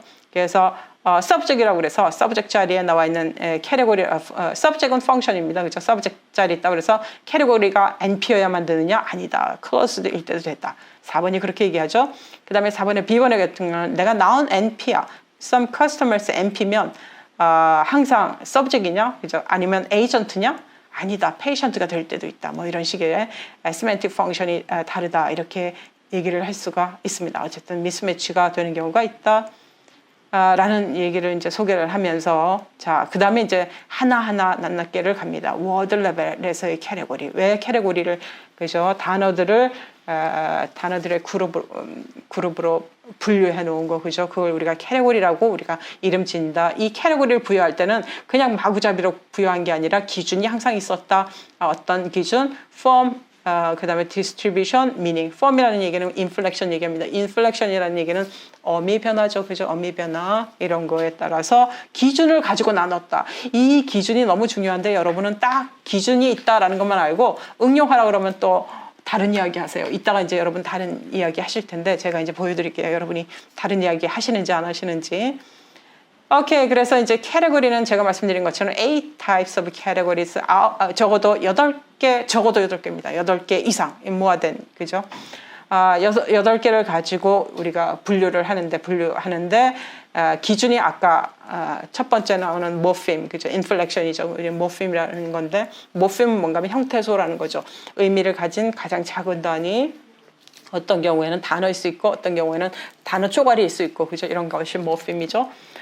그런 morpheme에 따라서, 그 다음에 위치에 따라서, 그 다음에 meaning에 따라서 캐테고리를 8개로 나눴다. 예를 들면 이제 noun의 경우에는 플러럴일 때 es를 붙여서 플러럴을 만들 수 있는 단어들. 그죠? possessive에 apostrophe s를 써서 possessive의 의미를 나타낼 수 있는 단어들. 이런 것들을 우리가 noun이라고 얘기해 주자. 그 다음에 verb는 뭔가요? es, 3인칭 단수의 es, ed. 그다음에 adjective는 er, est 붙일 수 있는 거. adverb는 ly, 주로 adjective나 noun에다가 ly를 붙여서 adjective에다 붙이면 안 되는군요. noun에다 붙이면 안 되는군요. 그럼 adjective가 되는군요. 죄송합니다. adjective에다가 ly를 붙이면 adverb가 되는 그런 경우가 이런 타입이 있다. 그 다음에 prepositional, determinative, coordinator, subordinator 이런 거에는 inflection은 사실 없어요. 그죠? 없는 것들이 이렇게 있다. 그러니까 아까 제가 저 세 개 기준 가지고 다 커버는 안 된다고 말씀드렸죠. distribution의 경우에 나오는 subject 자리, object 자리, 뭐 이런 자리, predicative, complement 자리, 그 다음에 verb는 subject 다음 자리, 그죠? 이렇게 adjective는 자리 distribution에 따라서, 그 다음에 meaning에 따라서, meaning 굉장히 중요하죠, 그죠? 나오는 어떤 놈들이에요? 실제 가리키는 게 있는 거, 그죠? 보이든 보이지 않든. 보이지 않아도 상관없습니다. 가리키는 게 실제 있는 거. 그 다음에 verb는 액션이죠. 액션을 가리키는 거. 물론 이제 noun의 경우에도 액션을 가리킬 때가 있긴 한데 anyway. 자, 기본적으로 대다수가 액션을 가리키면서 ed 붙일 수 있는 이런, 그 다음에 그죠? 주어 다음에 나오는 거, 이런 거는 verb죠, 그죠? 내가 액션을 가리키는데 ed 못 붙여. 이거는 verb가 아니라고도 얘기할 수 있어요, 그죠? 그 다음에 이제 adjective 여러분이 캐테고리 중에서 adjective가 형용사가 뭔가요? 라고 얘기하면 여러분이 10분이면 9분이 이렇게 얘기하세요. 수식하는 거요. 제가 미쳐버린다니까요. 자, 수식하는 거는 adjective의 기능 중에 하나예요. 자, 그렇게 말씀하시면 안 되고 adjective의 meaning은 뭔가 하면 adjective는 명사의 특징을 설명하는 단어들이에요. 명사. 그러니까 항상 어디 나타나겠어요? 명사 앞뒤에 나타나겠죠.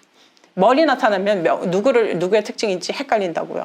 그러니까 그런 거고, 그 다음에 adverb은 누구의 특징? 동작의 특징입니다. 그래서 빨리 adverb인 이유가 뭐야? 달린다. 이런 거의 특징을 이야기하는 거죠. 그죠? preposition은 시간, 장소, 방향 이런 것들 주로 나타내는 그런 단어들, 그죠? 이런 것들 뭐 이렇게 구분이 되어서 나타낸다. 자, 이런 구분이 있고 phrasal category는 MPVP, AP, PP, AD, VP 이런 그죠? constituent, 그죠? phrasal constituent를 우리가 phrasal category 주로 5가지를 이용하고 있다. 적어도 내가 더 만들겠다 그러면 네 마음대로 하세요. 그러나 적어도 5가지를 이용하고 있다. lexical category, NVP, AD, VP 더 있을 수 있죠, 그죠? 그 다음에 이제 clause, 자, 요거 이제 중간에 다 갔습니다. 이제 단위가 clause 단위로 살짝 넘어갔고요. clause가 되면 이제 액션이 있다고 그랬죠, 그죠? 우리가 clause 단위로 이제 짧게 얘기했을 때, 이제 sentence, clause가 sentence일 경우는 이제 그거 sentence 레벨이라고 얘기할 수도 있는데 20번에 설명하는 건 뭔가 하면 declarative clause 또는 declarative sentence, interrogative, imperative, exclamative sentence 다 하고 싶은 얘기면 sentence 종류를 4가지로 나눌 수 있죠, 그죠? 얘는 뭐에 따라 나눠요? 하는 기능이 다르죠. sentence는 뭐라고? 4가지 다른 모습이 있는데 걔네들이 모습이 다른 이유가 뭐예요? 기능이 다르려고. 그죠? 모습이 다른 뭐예요? 기능이 다르다. 모습이 declarative는 뭐 하는 거예요? 뭔가를 state, 진술해 주는 거죠. 뭔가에 주장을 하거나 뭔가를 진술해 주는 거죠. 정보를 주는 겁니다. 그죠? 정보를 주는 거예요. 받으려고 하는 게 아니에요. 정보를 주려고 하는 것 중에 하나, 주장을 하거나 정보를 주거나 다 정보를 주는 거죠.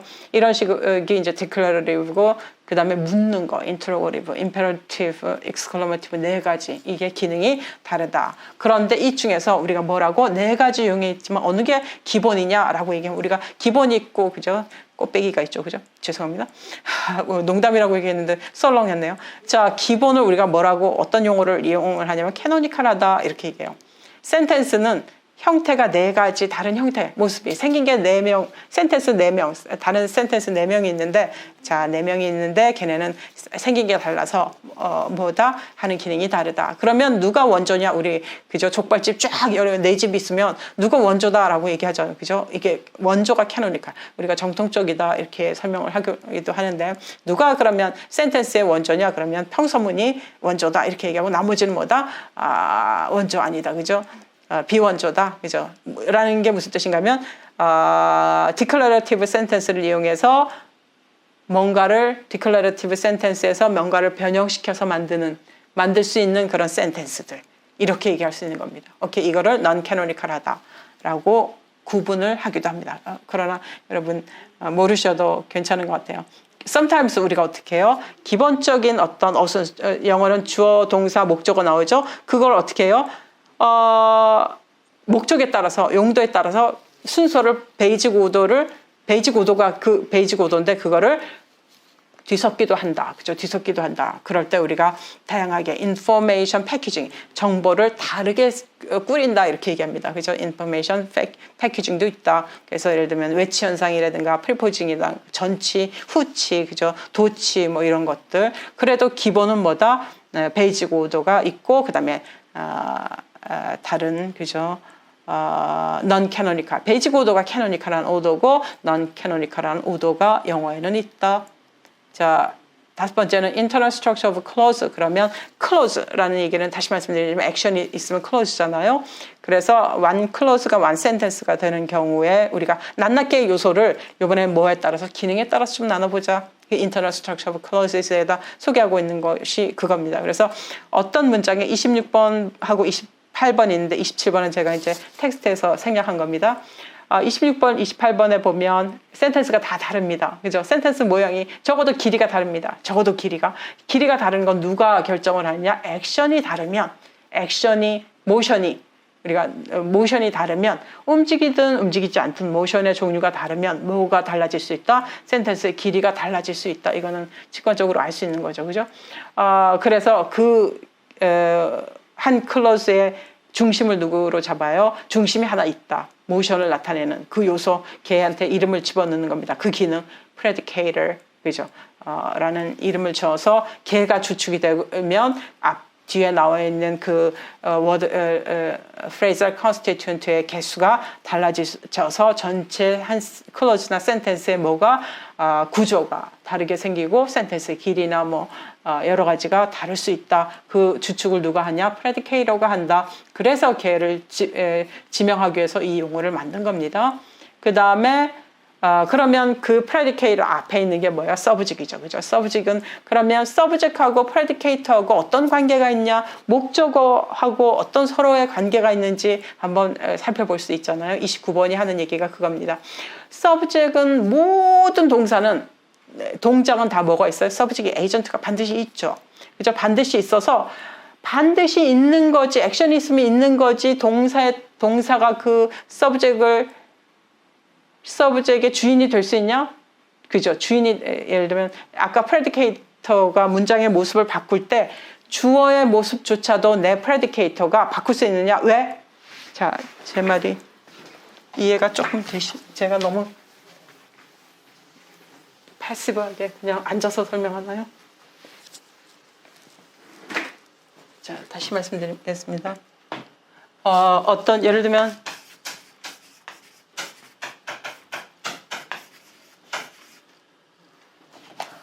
죄송합니다.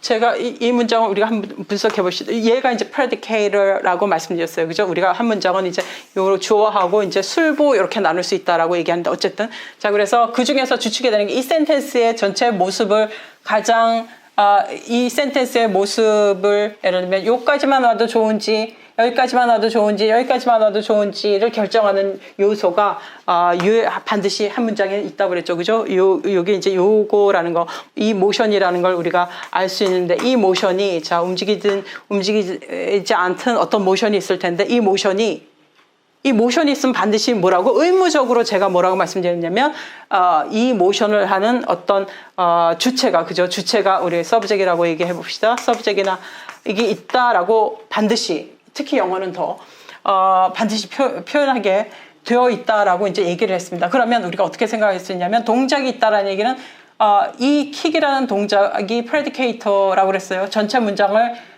모습을 길이를 결정하는데 얘가 어떻게 생겼는지 이 센텐스가 어떻게 생겼는지를 결정하는데 가장 큰 역할을 하는 놈이 얘라고 그랬으면 얘가 그러면 얘 올지를 얘의 존재의 여부를 얘가 결정하죠. 그죠?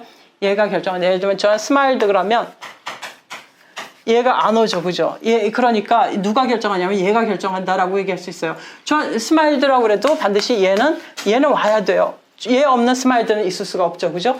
그래서 그러면 얘가 predicator가 굉장히 중요해서 얘가 얘 존재 여부를 얘가 결정한다 라는 걸 알겠어요. 그럼 이제 이슈는 뭔가 하면 제가 뭐라고 얘기했냐면 모션이 있으면 반드시 obligatory 의무적으로 얘가 있어야 된다라고 얘기했으면 이거 존재조차도 얘가 결정하는지 없는지를 한번 생각해 볼 수가 있죠. 그죠? 여러분 어떻게 생각하세요? 제가 지금까지 막 떠들었던 기준에 의하면 얘는 그죠? 얘 존재 여부는 얘가 결정하는 게 아니죠. 아니라고 얘기할 수도 있죠. 그죠? 왜냐면 모션이 있으면 반드시 얘가 있어야 되니까.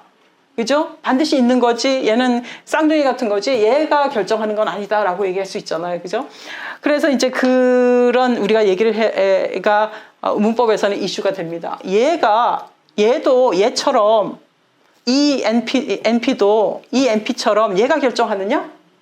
얼핏 지금 제가 말하는 그 의도에 의하면 얘는 의무적이기 때문에 얘가 결정을 안 할 것 같은데 얘가 결정을 한다는 거예요. 그래서 우리가 뭐라고? 킥에 우리가 킥이 있으면 얘가 거느리는 얘가 오면 반드시 와야 되는 요소 우리가 이걸 뭐라고 얘기하냐면 영어로 컴플리먼트라고 그러잖아요. 얘는 반드시 컴플리먼트예요.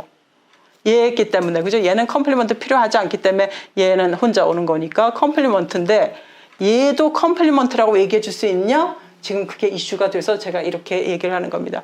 그러면 얘는 컴플리먼트가 될 수 있느냐 증거를 다시 슬라이드로 가볼게요. 슬라이드 14번에 보면 29번의 예를 가지고 많은 문법학자들이 그렇게 얘기합니다. subject도 complement라고 얘기해 줄 수 있는 자격이 된다.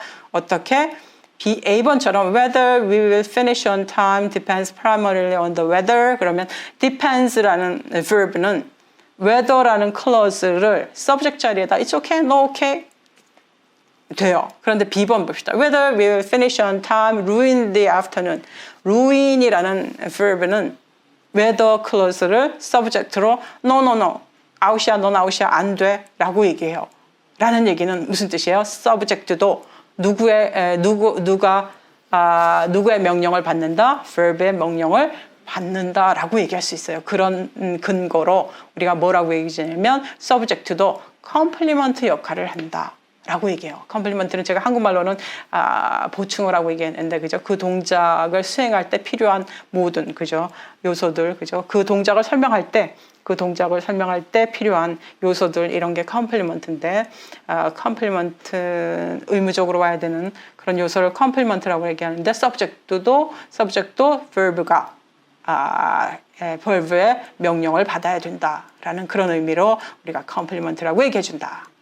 그래서 그러면 subject이 굉장히 중요한데 왜 반드시 나와야 되니까 그죠? 어떤 verb든 상관없이 반드시 it이라도 나와야 되니까 걔의 특징을 많은 텍스트에서 얘기를 합니다. 그래서 우리가 subject 자리를 여기 3번에 subject이 있으면 subject 자리를 A번에 보면 to specify the topic. subject 자리를 우리가 뭐라고 얘기하냐면 뭐에 대해서 그 문장이 뭐에 대해서 얘기하는 거야? 그죠? 뭐에 해당하는 게 나올 수 있는 그런 자리 뭐냐? 너 뭐 얘기하는 거야? 라는 얘기 뭐야? 네가 하고자 하는 주제가 뭐야? 이런 뜻이죠. 그래서 subject 자리를 우리가 뭐라고 하냐면 topic 자리다 이렇게 얘기해요. 네가 얘기하는 주제가 뭐냐? 그런 뜻이에요. 네 문장이 얘기하는 주제가 뭐냐? subject이다. 그런 뜻이에요. 이해되세요? 자, 이게 굉장히 중요한 말입니다. Sue loved Max 그러면 Sue loved Max라는 게 뭘 얘기하려고 얘기하는 거야? 토픽이 뭐야? 수 얘기하려고 그러는 거예요. 맥스 얘기하려고 그러는 게 아니에요. 이해되세요? 수가 맥스 사랑한대 이렇게 그죠? 맥스 얘기하려는 게 아니에요. 오케이? 맥스 얘기하려면 어떻게 해요? B번처럼 해야 돼요. Max loved Sue. 왜? 자리가 있기 때문에 그래요. 이게 subject 자리다. subject이 하는 가장 중요한 펑션이 뭐예요? topic 자리예요. topic 자리라는 얘기는 주제이기 때문에 subject 자리는 보통 뭐예요? old information이라고 그래요. 네, anyway, 이전 센텐스에서도 얘기하던 얘기를 계속 받아서 하는 자리다 그런 뜻이에요. anyway, 자, 그게 이제 topic 자리 그런 의미로 topic 자리라고 그러고 그래서 subject은 영어의 경우에는 우리 한국말도 그렇죠. 은은이가 집어넣죠, 그죠? topic이기 때문에 네, 오케이. 그런데 영어도 마찬가지로 subject case라는 걸 집어넣으면 마크하죠, 그죠? case, object은 object case가 있긴 한데 그게 이제 subject의 특징이고 그 다음에 subject 자리는 verb하고 object하고는 달리 subject, verb하고 뭐 singular, plural 매칭을 한다.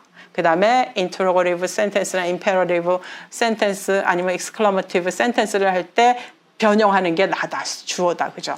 의문문 만들 때 뭐야? 인버전 하죠, 그죠? subject, aux 인버전 시키죠, 그죠? 자리 바꿈하는 거나 imperative일 때는 생략하거나 이걸 누가 맡는다? 센텐스를 non-canonical한 센텐스 폼으로 만드는 그런 역할을 subject이 한다.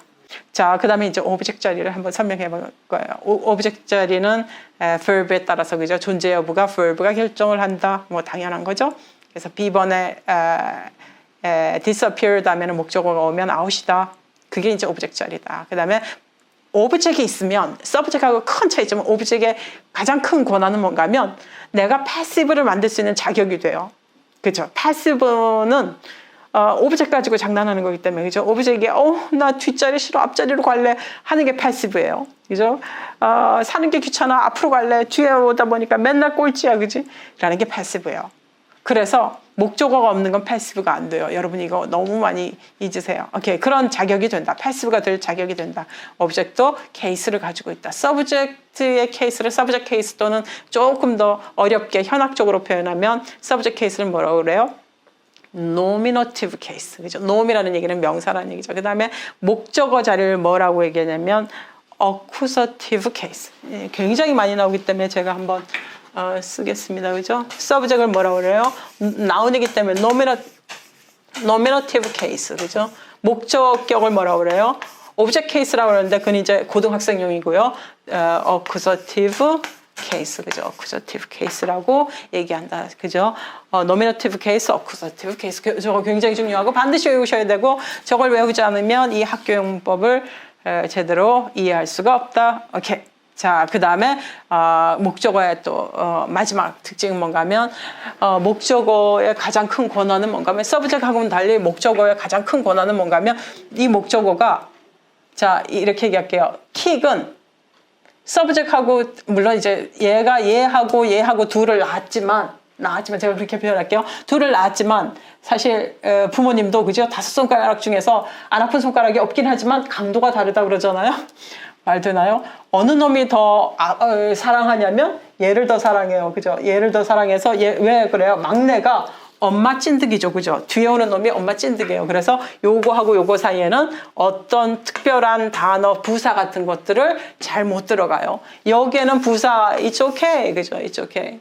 그러나 이 자리에는 뭐라고? 잘 못 들어가요. 얘가 막둥이여서, 그죠? 막둥이여서 엄마 껌딱지예요. 그래서 얘하고 얘 사이에는 딱 붙어 다녀요. 업고 다녀요. 그죠? 그래서 이 사이에 잘 못 들어가는 자리가 목적어, 동사하고 목적어 사이에 잘 못 들어가요. 반드시 못 들어가진 않아요. 그러나 어쨌든 잘 못 들어가는 자리가 목적어의 권한이다. 그죠? 막둥이여서 엄마 껌딱지다. 잘 못 들어간다. 그래서 39번처럼 truly teachers, truly teachers 이거 목적어 아니죠? B번처럼 그죠? They loved the teacher 그러면 they loved truly the teacher 이거 out이죠, 그죠? They truly loved the teacher 이렇게 돼야 된다. 왜? 목적어는 껌딱지다. 자, 그 다음에 이제 5번째 predicative complement라는 말이 있는데 이것도 좀 네, complement 종류 중에서 이제 우리가 여기에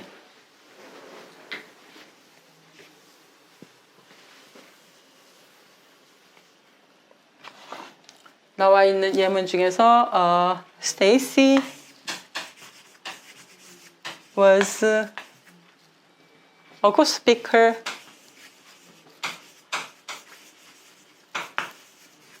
라는 문장이 있고 Stacy found a good speaker. 자, 이 문장을 한번 보면 우리가 분석해봐. Stacy 똑같이 마찬가지로 subject일 거고, 그죠? was verb 거고, 그 다음에 얘가 이제 뭐일 텐데, 자, 무슨 얘기를 하고 싶으냐면 이 문장 두 문장은 자 단어가 다 똑같고 누가 달라요? 이 집에, 그죠?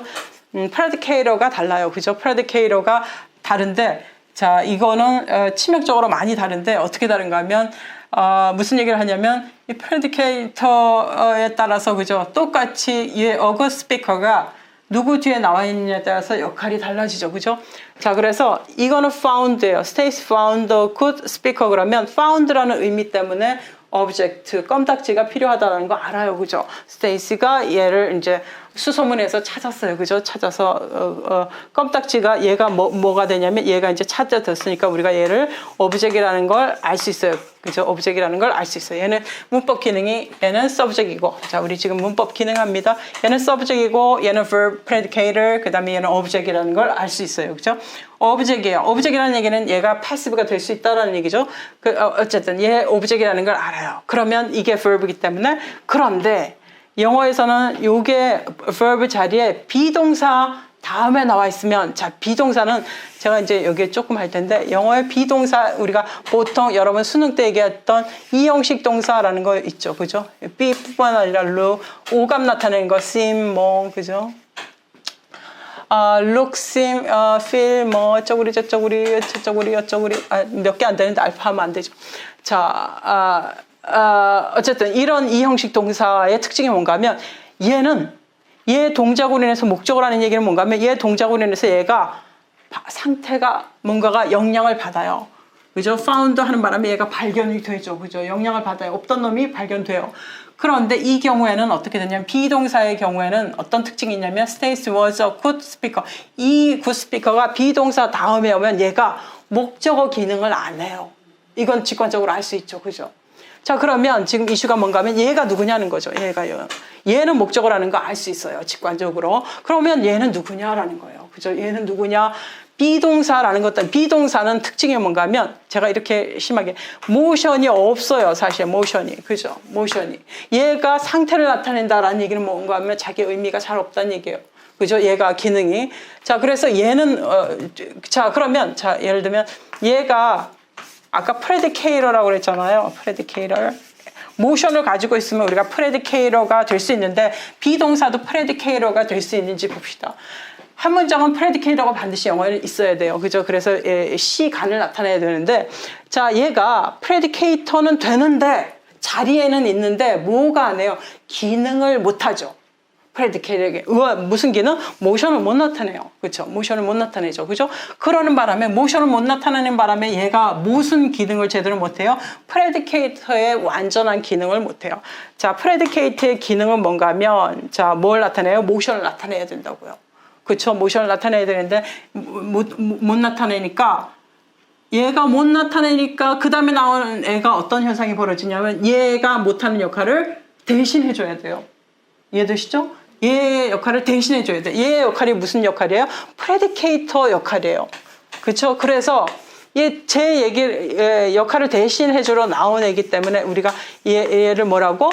자기는 프레디케이터가 아니지만 프레디커티브라는 게 뭐예요? 그런 경량이 있는 그런 특징이 조금 있는, 자기는 아니지만 이 자리에 가면 얘가 프레디케이터 모습만 띄고 기능을 못하기 때문에 내가 대신해주러 가는, 그죠? 프레디케이터의 역할을 해주는, 프레디케이터는 아니지만 프레디커티브인 척 기능만 하는 그런 요소 반드시 재와야 되니까 컴플리먼트, 이렇게 우리가 얘의 호칭을 그렇게 얘기해줘요. 그래서 predicative complement, 우리가 여러 번 얘기하는, 여러분 수능 때 얘기하는 주격 보호, 또 하나 있죠. 목적격 보호. 보호가 다 그런 뜻이에요. 그죠? 주격 보호니 목적격 보호가 뭐예요? 나는 프레디케이터가 아닌데 뭐라고? 프레디케이터의 역할을 해요. 누가 못하기 때문에, 얘가 자기 기능을 못하기 때문에 내가 보충해주는 애들. 그죠? 그래서 NP지만 나는 뭐예요? 목적어가 아니라 뭐가 된다고? 수어라고요.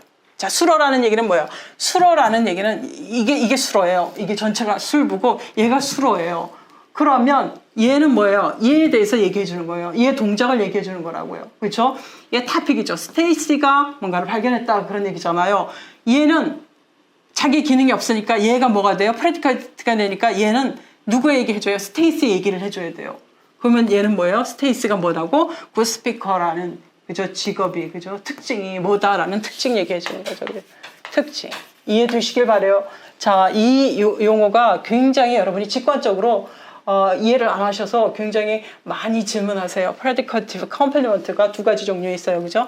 subject predicative complement라고 그러고 object predicative complement라는 얘기인데 그런 뜻이에요. 내가 predicate이 아닌데 predicate의 역할을 조금 같이 수행해주는 그죠? 그런 역할을 하는 그런 문장 성분, 이건 성분입니다. 그죠? NP가 그런 역할을 해준다. 누구 옆에서? 수로 자리에 있으면서 수로의 기능을 못 해주는 애들 옆에서. 그런 애들이 누구 있어요? look, seem, feel, 뭐뭐처럼 보인다, 뭐뭐이다, 이런 것들. 그런 것들이 그렇다. 자, 쟤네들이 모션을 못 나타내주기 때문에 그렇다. 자, 그래서 예를 들면 이제 John 하나만 해볼까요? John is honesty. 얘도 마찬가지죠. 얘가 수로의 기능을 제대로 못 해주죠. 그죠? 그래서 누가 이때 honest는 뭐예요? 수로적으로 쓰였다 이렇게 얘기하죠. 여기는 AP가 온 경우죠. 그죠? 요거는 NP가 온 경우. 그래서 비동사 다음에는 모든 캐리고리가 다 가능해요. 그죠? 왜? 얘의 특징, 얘의 모션이죠. 얘가 뭐 하고 있는지, 움직이지 않는지, 움직이고 있는 어디에 있는지 이런 정보를 주는 거. 그죠? 얘의 특징을 설명해요. John이라는 애의 특징이 honest하다라는 특징을 설명을 해주기 때문에 이럴 때 honest는 이제 형용사지만 펑션은 뭐다? 기능은 modifier가 아니라 뭐다? 수식하는. 얘는 형용사는 주로 수식하는 기능을 하잖아요. 그런데 그게 아니라 뭐라고? predicative complement다. 자, 수로의 역할을 하고 있다. 수로라는 게 뭐다? John의 모션이나 특징을 나타내는 게 수로죠. 그죠? 그런 기능을 하고 있는 게 predicative complement다라는 이야기를 말씀을 드립니다. 그 중에서 was, 여기 41번에 다시 핸드아웃으로 갑니다. 41번에 C번처럼 she was a good speaker, 는 good speaker라는 거를 설명하고 was하고 비슷하게 become은 이제 was는 움직이지 않는 거, become은 이제 change of state, 상태가 변한 거, 그죠? Lee became a friend of mine. 내 친구가 됐다. 원래 아니었는데 내 친구다. 너 지금부터 내 친구다. 그죠? 이렇게 표시해주는 얘네들을 뭐라고? predicative complement라고 얘기해준다. 얘네들은 뭐하고 다르다? 41번에 A번에 good speaker, B번에 a friend of mine 하고는 뭐가 다르다? 문법 기능이 다르다. 이해되셨길 바랍니다. 자, 42번에 보면은 이제 가끔은 이제 이게 텍스트에서 이건 나와 있어서 제가 빨리 스킵하겠습니다. 42번은 felt가 자, 우리가 이 42번에 A번, B번 보면은 felt 나와 있는데 스트럭처 똑같습니다. 그죠? 구조가 똑같은데 가끔 어떤 거 하다 ambiguity가 있다. 자, 영어 문법에서 ambiguity가 있다라는 말은 자, 약속입니다. 이건 약속. ambiguous하다. ambiguous하다는 얘기는 이제 단어 그대로 의미만 얘기하면 애매모호하다라는 뜻이 되거든요. 사실 애매모호하다, 문법에서 애매모호하다라는 그런 표현을 전혀 안 쓰겠죠. 그죠? 그렇게 법이기 때문에 그렇게 애매모호한 법이면 안 되죠. 그죠? 자, 그래서 문법에서는 ambiguous하다라는 말이 무슨 뜻인가 하면 의미가 more than one, 하나 이상의 의미를 가지고 있다 그런 뜻이에요. 두 개, 세 개 의미를 가지고 있을 때 원래 한 센텐스는 하나의 의미가 있어죠. one form은 그죠? 미닝이 하나 있어야 되잖아요. 그죠? 1대1이어야 되는데 가끔은 어떻게 된다? 똑같은 form이 그죠? form이 의미가 one meaning, second meaning, first meaning, second meaning 두 가지 이상 more than one입니다. 그죠? 라는 게 있을 수 있을 때 우리가 ambiguous하다 이렇게 얘기합니다. 그래서 42번에 A번, B번에는 하나는 felt가 어플이 저럴 때 뒤에 나와 있는 어플의 felt의 의미가 다르기 때문에 어플의 기능이 다릅니다. 그죠? 그래서 첫 번째 A번은 뭐라고? 자기가 바보처럼 느껴졌다. 자기 바보다는 I felt fool. 두 번째 fool은 목적어입니다. 어떤 바보를 본 겁니다. 그죠? 바보를 본 거예요. 바보를 본 거. 그렇게 ambiguous가 있을 수 있다. 저 기능 때문에. 자, 이 형식 동사들은 원래 저 동사들의 의미가 두 가지가 있어서 그렇죠? 자, 44번, 45번, 46번 다 같은 거여서 텍스트에 제대로 설명이 다 나와 있어서 제가 스킵하도록 하겠습니다. 그 다음에 verb B가 나와 있는데 자, 비동사는 세 가지 기능을 하고 있다. 우리가 그렇게 얘기합니다. 비동사는 자, 세 가지 기능을 하고 있다. 하나는 predicational use, 두 번째는 equative use, 세 번째는 specificational use, 이 세 가지 기능을 하고 있다라고 제가 구분을 하고 있는데 관심 있는 분은 여러분이 보시고요. 관심이 없는 분들은 이건 스킵하셔도 되긴 합니다. 근데 predicational use라는 건 뭔가 하면 토픽에 대해서 48번 A번이 predicational이죠. 그죠? 휴 그랜트에 대해서 설명하는 거죠. 이거는 그냥 전형적으로 predicational use는 뭔가 하면 수로서의 기능을 하는 경우.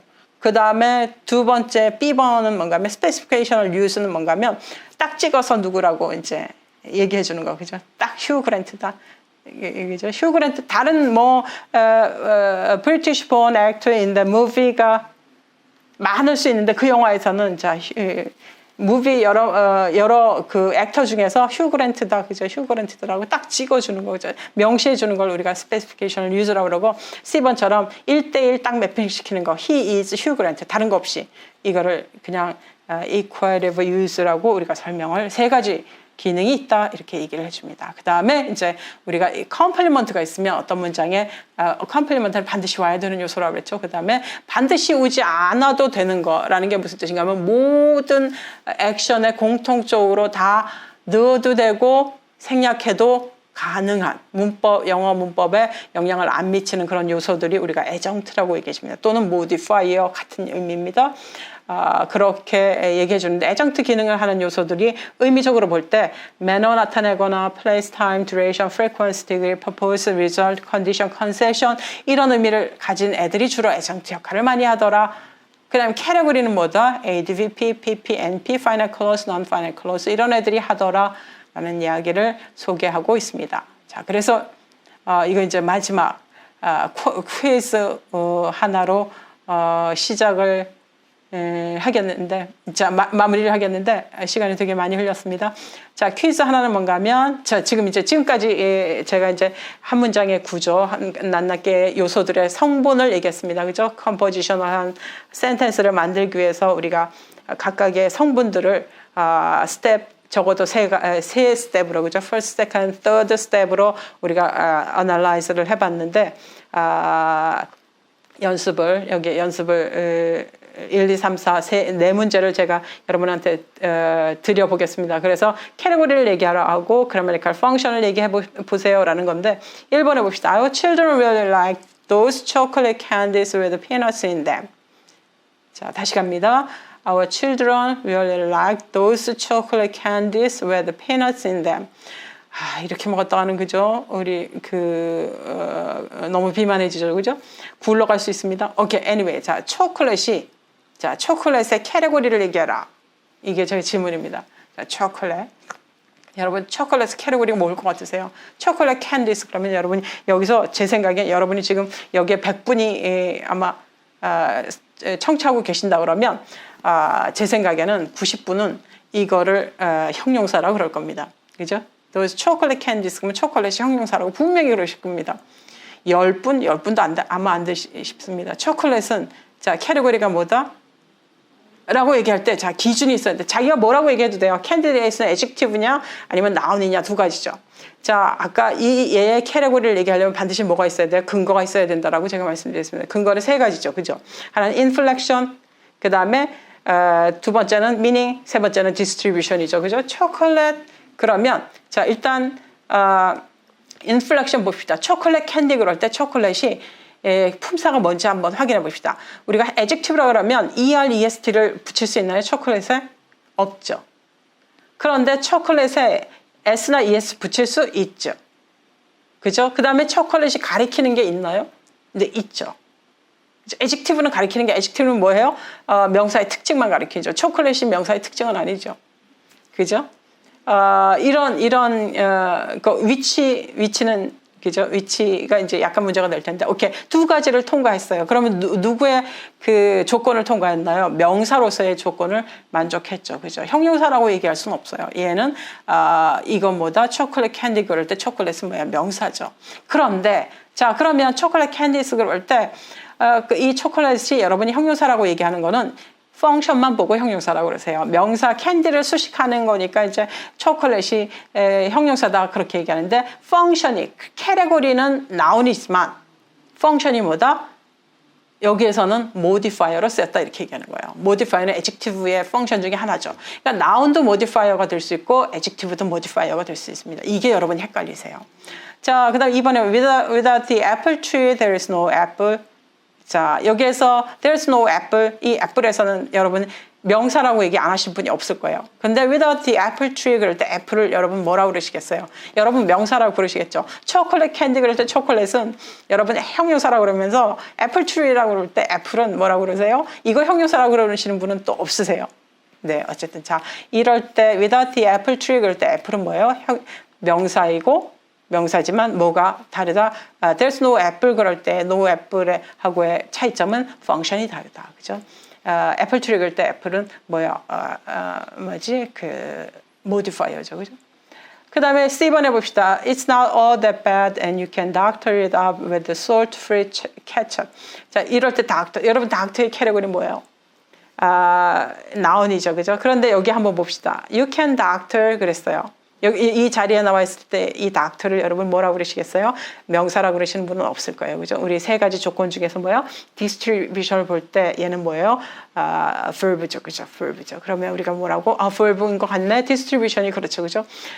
그래서 can 다음에는 반드시 베이스 폼이 와야 되니까 폼상도 그죠? 그래서 우리가 얘를 이럴 때는 verb라고 한다. 그죠? 수선하다 그런 뜻이죠. 4번에 his age was doctored 마찬가지로 어쨌든 예 마찬가지로 verb죠, 그죠? 오케이. 자 오늘 여기까지. 자 지금까지 우리가 뭐에 대해서 챕터 1에서는 인트로덕션에서는 문장 한 문장이 그래머티컬 센텐스가 나오기까지 여러 가지 그 고통 우리가 그 엄마 뱃속에서 10달의 그 과정을 거쳐서 나오듯이 한 문장이 그냥 쭉 나오는 것이 아니라 이렇게 복잡하게 결합이 되어 있다. 여러 가지 규칙적으로 결합이 되어 있어서 이것이 우리 머릿속에서 공통적으로 그죠? 코드인 입력화가 돼서 서로 커뮤니케이션 할 때 사용한다. 다르게 사용하면 다른 의미가 되거나 아니면 커뮤니케이션이 안 될 수가 있다. 이것이 우리가 룰이다라고 말씀드립니다. 자, 챕터 1 오늘 챕터 1 수업은 여기까지입니다. 감사합니다.